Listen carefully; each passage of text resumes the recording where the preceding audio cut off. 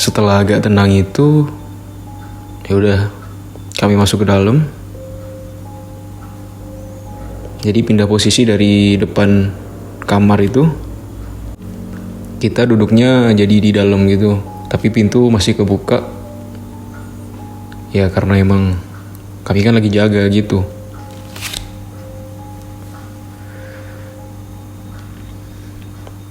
Ya sambil ngobrol-ngobrol, ngerokok gitu.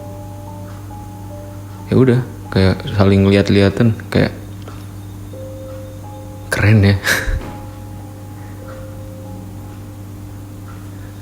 Ini kalau cewek-cewek tahu pasti ada yang minta pulang nih. Karena makin lama ya makin gak karuan aja kegiatan KKN nih.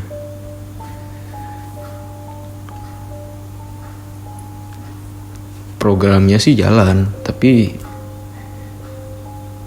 istirahat kita itu yang nggak begitu jalan.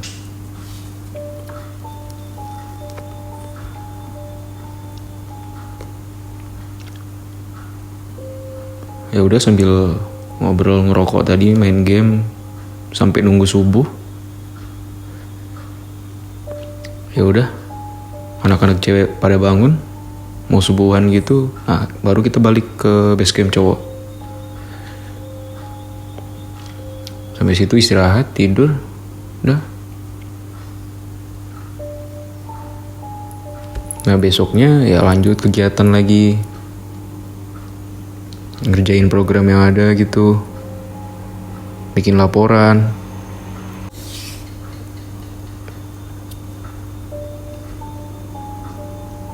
Nah terus malamnya waktu itu nggak kejadian apa-apa lagi gitu.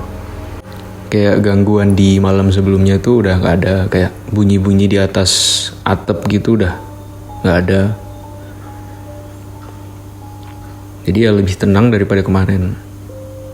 Tapi ya agak was-was karena udah sering digangguin, jadi ya was-was gitu.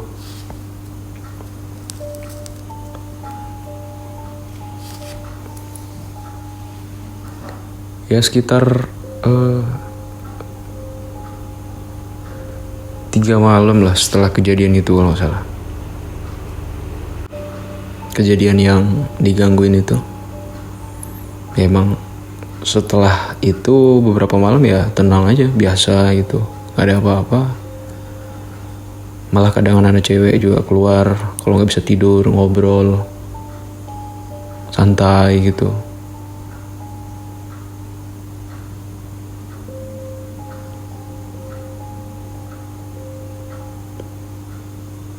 Malah kayak siangnya gitu malahan.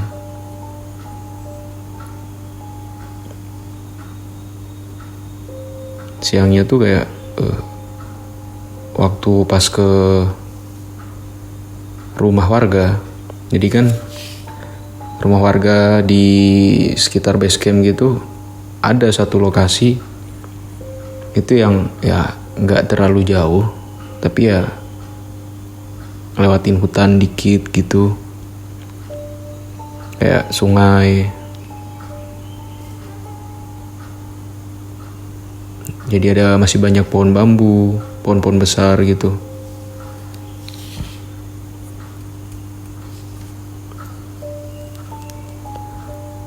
Kalau nggak salah sore, ya menjelang sore gitulah. Kita waktu itu pergi berlima. Ya kayak buat siap-siap untuk program gitu, program kerja gitu. Kan beberapa hari lagi itu ada kayak pengobatan massal. Jadi kita data-data rumah-rumah warga, bener nggak kalau data yang dikasih dari desa ini ada orang tua yang sakit atau apa gitu. Jadi dipecah jadi beberapa kelompok. Nah yang gak lumayan jauh itu jalan aja bisa sih.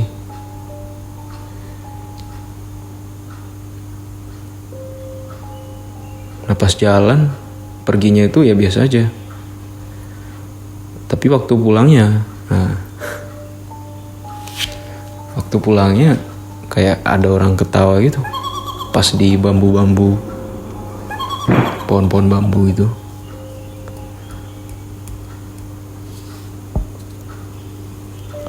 Kayak ada orang cekikikan gitu.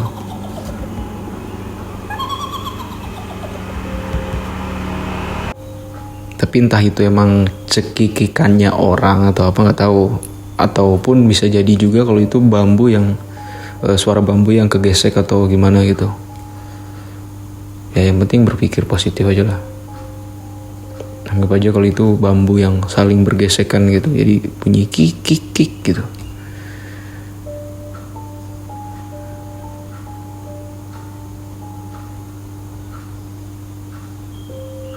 Nah teman-teman yang lain juga, yang kelompok lain pun ya biasa aja, kayak yang normal gitu. Gak ada gangguan, gak ada kendala waktu jalanin project itu.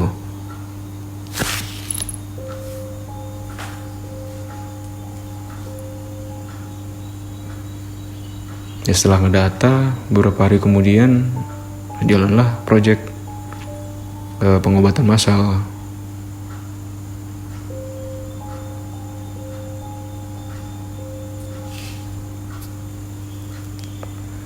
Nah setelah pengobatan massal itu nanti kami ada kegiatan kayak pesta rakyat gitu, kesenian. Ya pokoknya menampilkan kesenian-kesenian gitulah.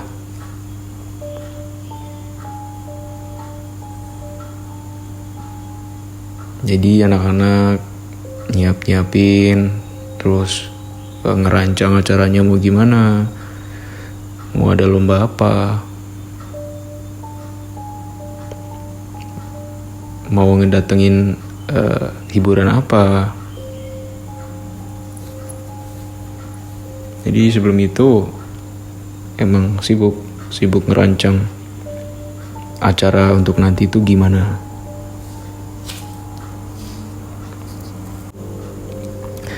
Dibagilah jadi beberapa divisi gitu. Yang bagian ngurusin konsumsi, jalannya acara, nerima tamu, ngurusin hiburan, lomba. Ya pokoknya sejenis itulah. Nah kebetulan karena sesuai tampang dan penampilan, aku jadi keamanan. Nah bagianku nanti jadi keamanan sekaligus juru parkir gitu. Jadi jalannya acara itu ya nanti tugasnya aku sama beberapa teman jadi pengawas itulah. Jadi orang yang ngamanin.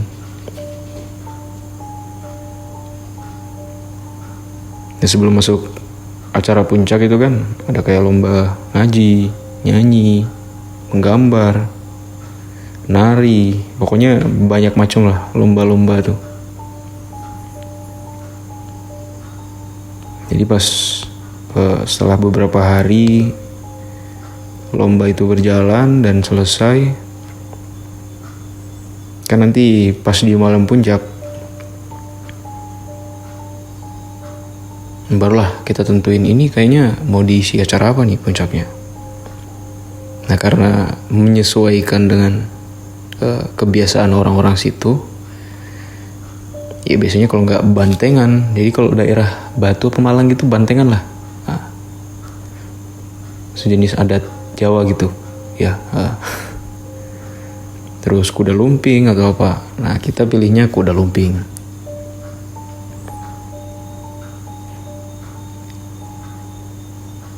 Pas mau milih sanggar mana atau kelompok gitulah yang mau tampil lah, jadi kita survei mengenai harga apalah segala macam, sampai datengin rumah orang-orang yang di pelosok dalam gitu ya, karena emang jarak desanya kan jauh. Jadi dibagi beberapa kelompok untuk nanya-nanya ke kalau kuda lumping tuh berapa harganya, atau untuk acara terus segala macam lah, konsumsi dan lain-lain tuh berapa semua sekali manggil gitu. Setelah itu akhirnya direkomendasiin lah, ada perangkat desa yang rekomendasiin kalau si kelompok ini gitu bagus gitu. Ya udah, nego harga dan lain-lain. Setelah kita diskusiin gitu sama kelompok, akhirnya cocok dan pihak desa pun membantu itu.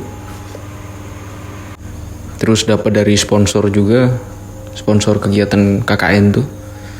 Ya jadi budgetnya lumayan lah, tapi dibantu beberapa pihak jadinya ringan gitu.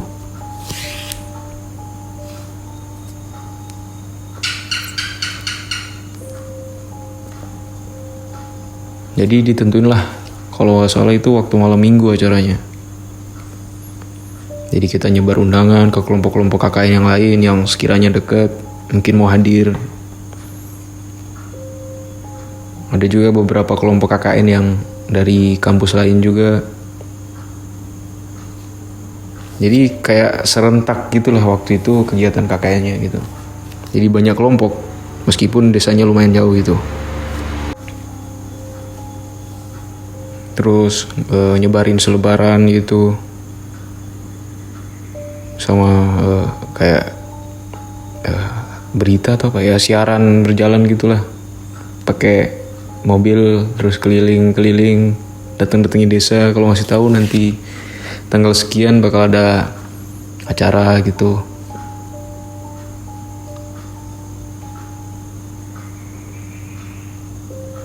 Nah setelah itu selesai ngurusin undangan dan lain-lain, konsumsi pun udah siap, semua udah diperkirakan rencananya mau gimana, rancangan acaranya pun udah siap semua, ya tinggal eksekusi aja pada hari H gitu. Nah pas sebelum kegiatan acara itu ada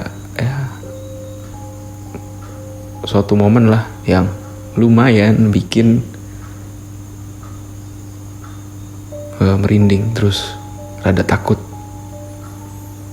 Jadi kan acaranya itu nanti kita bikinnya di aula desa gitu. Nah 1 atau 2 hari sebelum acara jadi alat-alat datang kayak speaker, terus perlengkapan buat nanti acara gitulah, sama panggung gitu. Nah kebetulan kan karena aku dan beberapa teman itu bagian keamanan, nah kamilah yang berjaga di aula itu buat jagain alat-alat dan perlengkapan-perlengkapan untuk acara nanti gitu.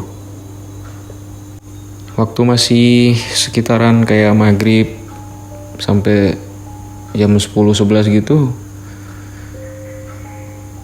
tim yang ngurusin speaker itu, maksudnya yang punya speaker dan alat-alatnya itu ya masih di lokasi, kayak nyeting, ngatur-ngatur, jadi masih rame. Nah setelah itu mereka pulang, dah. Jadi yang waktu itu berjaga sekitar 4 orang. Jadi kami nunggu di situ, jagain alat-alat. Ya pertama biasa aja gitu, kayak ya ngobrol santuy, ngerokok, ngopi gitu. Nah sebelumnya kan kita nggak pernah kayak malam-malam di aula gitu, aula desa itu. Nah pas kami rencana mau tidur, niatnya mau tidur sih, jadi baring-baring gitu, nyari meja masing-masing buat ya guling-guling gitulah, istirahat. Mulailah hal iseng terjadi.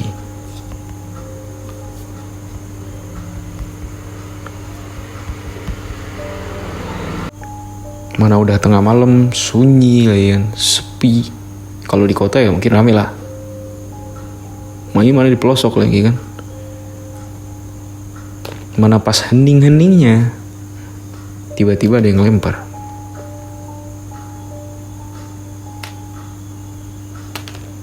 Ya pertama kayak ngerempal kerikil-kerikil kecil gitu ke arah kami.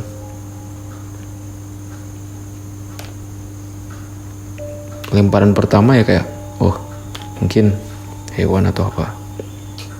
Nah makin lama tuh makin sering kayak dilempar-lemparin dek dek dek dek. Jadi batunya itu emang ada. Kalau mau dipikir itu orang iseng nggak mungkin, soalnya belakang aula itu hutan. Nah kami istirahatnya di bagian kayak tengah aula gitu.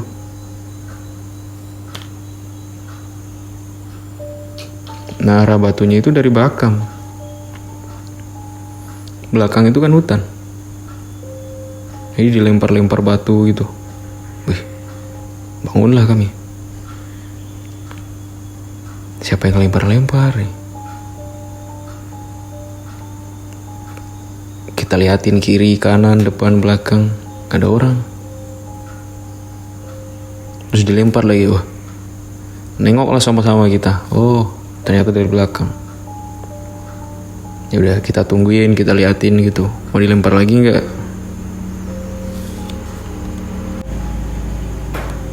Terus nggak ada lempar-lemparan lagi.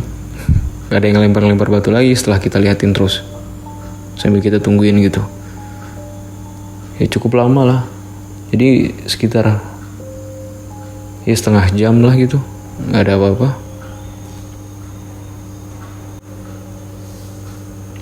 Ya kita lanjut siap istirahat lagi baring-baring gitulah, tapi sambil denger mau kejadian apa lagi gitu. Ternyata bener kejadian lagi, tapi bukan dilempar. Yang pertama tuh ada orang kayak mainan tutup botol gitu ditendang-tendang. Itu jelas banget suaranya. Jadi kayak tutup botol di lantai gitu, kayak ditendang-tendang.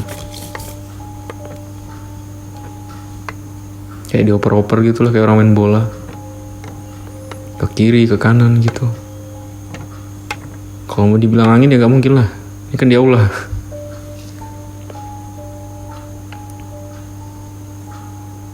Nah kita sambil ketawa tuh sebenarnya. Ini macam gangguan apa lagi nih? Kok kayak nggak bisa membiarkan kami untuk istirahat tenang gitu. Tutup botol ditendang-tendang. Nggak sekalian yang lain ya. Ngomong gitu. Ini nggak lama diikutin dong. Bukan lagi tutup botol, ini botolnya yang ditendang. Jadi botol ini beneran ditendang. Jadi kita ngeliatin tuh botol mondar-mandir botolnya. Kiri kanan ya. Nah itu kami spontan langsung bangun dari meja tuh, turun. Kayak agak mundur gitu, menjauh. Weh, ini nggak beres nih.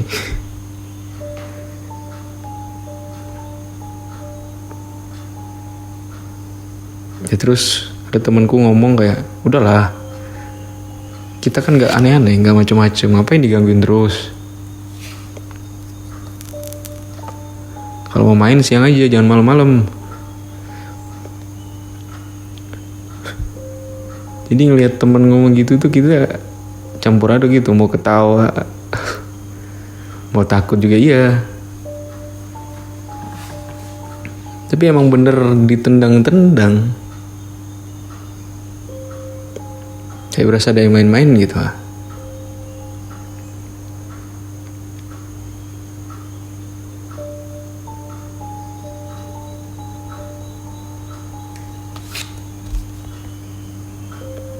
Setelah kita ngomong gitu, dah tuh botolnya diam.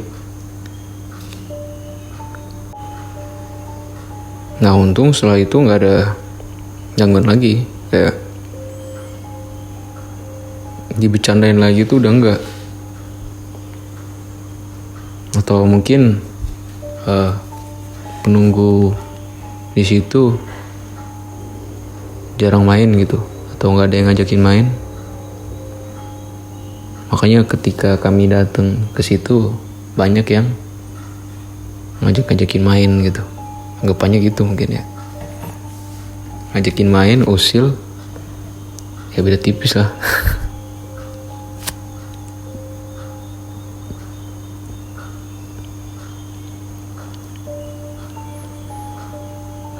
Jadi sekitar mulai jam 3-an lah baru kita bisa tenang, istirahat, tidur. Paginya baru bangun, balik ke base camp ya, karena udah terang, udah siang, jadi anak-anak yang lain ganti gitu. Soalnya kan nanti malam aku sama teman-teman di divisi keamanan kan mau jaga gitu. Jadi ya kita balik istirahat. Siang bangun ya karena emang itu hari sibuk buat nyiapin acara malam nanti gitu.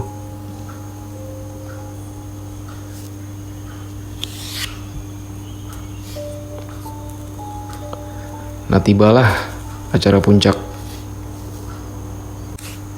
Kayak ya hiburan, nyanyi dulu, terus ngaji-ngaji.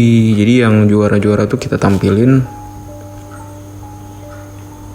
Terus setelah hiburannya nyanyi baru kita lakukan penyerahan hadiah gitu. Mulai acaranya sih habis isya gitu, jam 8. Ya kan karena acara utamanya Kuda Lumping ya, bagusnya emang malam gitu biar emang sip lah. Nah di pertengahan acara itu aku balik ke base camp cewek karena ada panitia itu yang nyuruh manggil salah satu anggota gitu.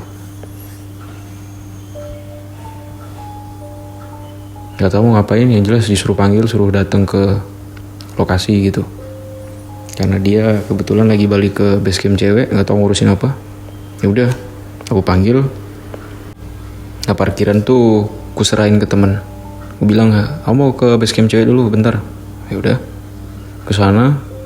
Nah pas manggil tuh kebetulan ada anak yang punya rumah yang tempat ngaji itu yang di base camp cewek. Kan dia punya anak cewek. Nah terus kayak datengin aku, ngomong, "Mas, bisa minta tolong gak?" Bilang, "Tolong apa?" "Tolong anterin pulang." Duh, emang rumahnya di mana? Bilang, kan dia tidur di tempat neneknya, jadi itu rumahnya jauh.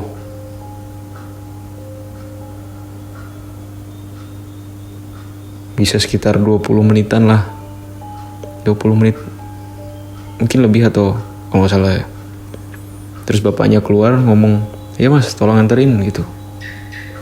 Soalnya udah mau ya larut gitu, sekitar jam 9-an lah, 9 setengah 10. Dia pulang mau tidur tempat neneknya.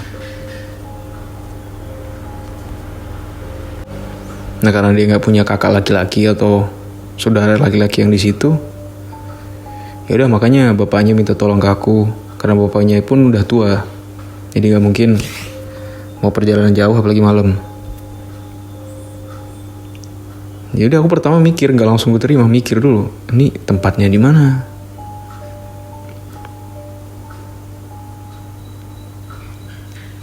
Setelah pikir-pikir panjang, ya udahlah. Ya agak lumayan juga sih gitu. Itu anaknya masih SMA. Kelas 3 gitu. Ya udah aku bilang iya, aku anterin. Udah. Ngomong dulu ke anak-anak. Nah, tapi sebelum pergi itu aku pesan dulu ke anak-anak.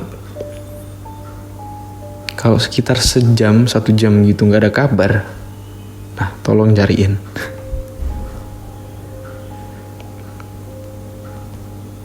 Kenapa aku ngomong kayak gitu? Soalnya udah mikir ini perjalanannya jauh, ngelewatin hutan, pasti itu. Mana malam, kan nggak tahu di jalan ntar ada apa-apa. HP itu standby. Ya udah jalan nganter, di perjalanan ngobrol. Kayak di sini kok gini? Ya aku tanyain lah.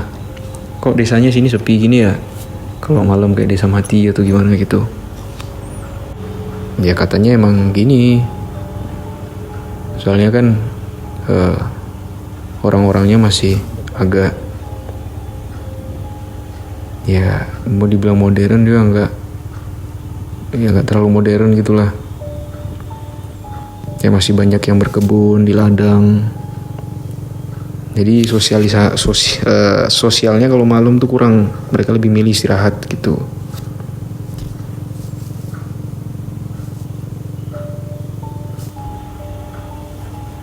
Terus sambil ya nanya-nanya, tinggal di situ sama nenek doang atau ada yang lain? Ya katanya cuma sama nenek. Ya sambil ngobrol karena emang jauh. Sambil nginget-nginget jalan juga.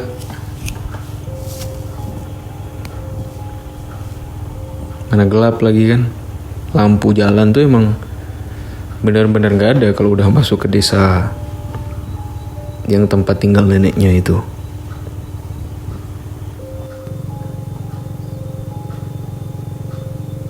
Pokoknya banyak hutan-hutannya lah, ngelewatin hutan. Rumah pun paling 1-2, habis itu hutan lagi. Lewat lagi, paling rumah 1-2 gitu, hutan lagi. Ya aku bilang, kenapa kamu gak minta anter waktu siang atau sore gitu? Dia bilang enggak mas, soalnya mau nonton acara gitu. Ya acara yang pesta rakyat itu. Ya karena di sini pun hiburan jarang mas. Jadi kalau ada acara gitu pasti rame. Ya emang beneran rame, di luar ekspektasi malahan. Rame banget. Parkiran aja sampai penuh-penuh. Kita yang jaga ngatur pun sampai kerepotan gitu. Takut ada yang hilang pun kita yang tanggung jawab nanti kan. Udah pas nganter sampai lah. Kok suasana rumahnya itu gelap. Lampu pun masih pakai lampu kuning bukan lampu putih. LED itu enggak lampu kuning-kuning remang gitu kan. Jadi nambah nuansa yang wah. Cuman ya karena itu jalannya serem, jadi selama perjalanan pun aku nggak berani nanyain kayak hal-hal yang kayak gitu, nggak. Takut nanti waktu pulang sendirian ada yang nemenin gitu.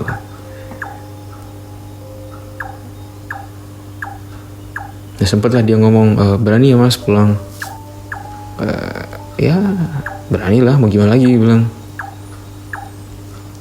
Ya udah dia minta nomorku, terus dia ngomong mas kalau udah sampai kabarin gitu. Ya karena dia pun khawatir. Aku kan orang luar gitu. Jadi jalan pulang pun itu gak berani kenceng, takut nyasar aku. Pulang ya sambil mikir yang positif, mikir yang bagus-bagus, yang baik-baik,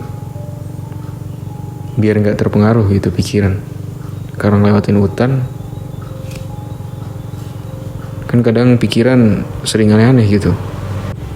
Takut nanti di jalan ketemu apa atau rada serem sih. Pulang sendiri di hutan yang gelap, wah itu emang pengalaman yang oke lah, kalau di kampung sendiri udah terbiasa. Ini masalahnya tempat baru. Kalau ditolak nanti mikirnya wah ini orang penakut nih, ya malu dong, apalagi cewek yang minta kan. Jadi sesekali tuh aku nengok ke belakang kayak ngeliatin jangan sampai ada yang naik.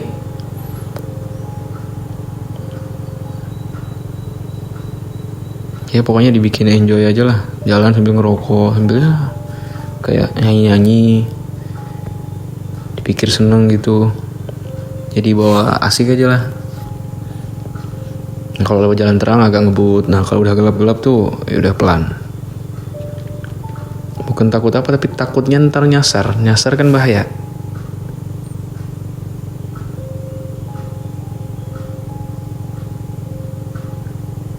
Udah sesekali kayak ngebalesin chat si anak tadi itu, sampai mana ya, bilang sampai sini. Jadi dia pun tahu kayak ini kan tempat rawan gitu, rawan ya, entah rawan kejahatan atau gaib lah. Jadi dia juga kayak memastikan kalau aku pulang baik-baik aja gitu. Udah mulai deket ke desa tempat KKN tuh. Nah, mulai agak ngebut. Setelah sampai, nah itu lega tuh. Aduh. Paling ya cuma agak-agak merinding itulah kalau pas lewatin jalan gelap, hutan. Cuman yang penting jangan diikutin aja, kayak dibikin makin takut. Kalau dibikin makin takut bahaya. Karena kadang hal kayak gitu tuh bisa terwujud. Atau ya nampak sesuai apa yang kita pikir gitu. Kalau pikir ada, biasanya sih ada gitu. Jadi lebih ke kontrol pikiran aja lah kalau misal ngelewatin tempat-tempat kayak gitu atau berada di ya situasi yang seperti itu. Mending pikiran tuh dijaga, kayak jangan sampai kosong, terus mikirnya pun yang baik-baik aja. Jangan kayak kita mikir nanti takut ketemu ini. Nah, biasanya itu terjadi. Kadang pun mereka muncul sesuai apa yang kita pikirkan.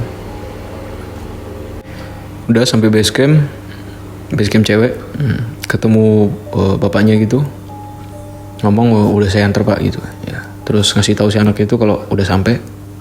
Oh ya udah, makasih gitu. Udah balik lagi ke tempat acara. Nah, acara tuh rame banget, orang pun sampai penuh. Malah acara kami itu jauh lebih rame dibanding kelompok-kelompok lain. Jadi ada beberapa kelompok datang lah gitu, baik yang satu kampus atau beda kampus. Ya bisa dibilang acaranya sukses.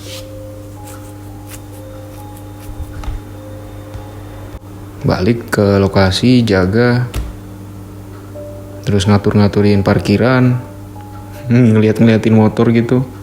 Jadi parkiran tuh khusus. Nah, sempat juga sedikit bersih tegang gitu lah sama pemuda sekitar. Kayak ya ada yang minta uang rokok. Terus ada juga bapak-bapak yang susah diatur. Kayak dibilang jangan parkir di situ, tetap aja parkir.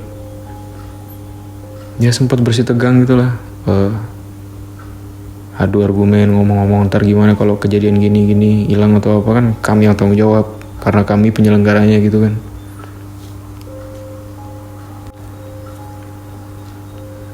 Terus sambil ya ngeliatin acara, kan bisa kelihatan gitu dari tempat jaga. Kayak kesenian-kesenian ditampilin gitu dari warga sekitar, terus dari tamu undangan dan lain-lain lah. Terus penyerahan hadiah. Nah, sampailah ke acara utama, kuda lumping. Jaranan ya, jaranan gitu.